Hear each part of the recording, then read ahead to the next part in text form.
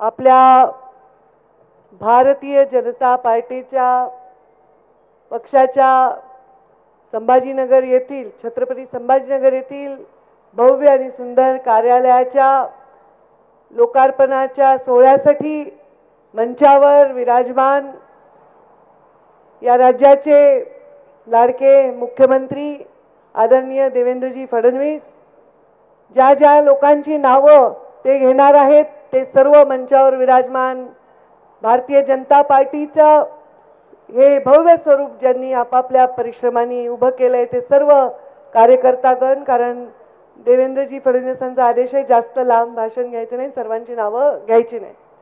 आणि समोर उपस्थित भारतीय जनता पार्टीचा अत्यंत ताकदवर पाया निर्माण करणारे सर्व भाजपाचे खंदे कार्यकर्ते, बहादर कार्यकर्ते, मी अभिनंदन करते सन्माननीय मुख्यमंत्र्यांचे की आता भारतीय जनता पार्टीचे कार्यालय सगळ्या शहरांमध्ये जवळपास उभे राहत आहेत।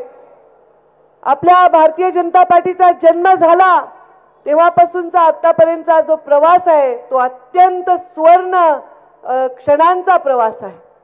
आपले सर्वांचे श्रद्धास्थान पंतप्रधान तेव्हाचे आपले अटल बिहारी वाजपेयी म्हणायचे, न हार में न जीत में किंचित नहीं भयभीत मैं, संघर्ष पथ पर जो मिला ये भी सही वो भी सही, हार नहीं मानूंगा वरदान नहीं मांगूंगा।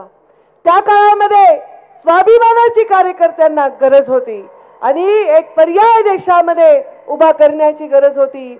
तेव्हा वरदान न मागता संघर्षाची ज्यांनी बात निवडली त्या अटल बिहारी वाजपेयी यांनी संघर्षाचं बीज रोवलं आणि तेव्हा कार्यकर्ता नाही, आमचा कोश नाही, आमचा झेंडा नाही, आमचा चिन्ह नाही, तरी हा पक्ष उभा राहील हा विश्वास दिला आणि तो विश्वास प्रधानमंत्री नरेंद्र मोदींनी खरा करून दाखवलेला आहे। पूर्ण कार्यकर्ते या काळामध्ये जेवढे या दशकामध्ये झाले, पूर्ण नेते जे झाले त्या सर्वांनी हा विश्वास खरा करून दाखवलाय।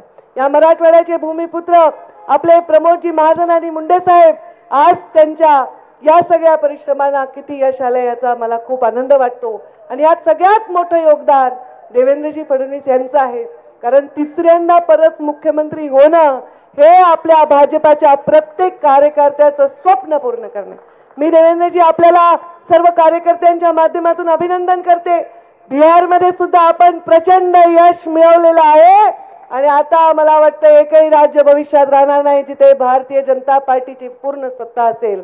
मला आता प्रत्येक नगरपालिकेमध्ये आणि जिल्हा परिषदेमध्ये भारतीय जनता पार्टीचं कमळ फुलवण्यासाठी मी सन्माननीय मुख्यमंत्र्यांना शुभेच्छा देते आणि त्यांच्या नेतृत्वाखाली पूर्ण महाराष्ट्रामध्ये आम्ही काम करून भारतीय जनता पार्टीची ताकद वाढवण्यासाठी हे कार्यालय हे प्रतिकात्मक उभे राहतील आणि या कार्यालयातून ऊर्जा घेऊन कार्यकर्ता जाईल हा विश्वास व्यक्त करते आणि माझ्या वाणीला विराम देते। धन्यवाद।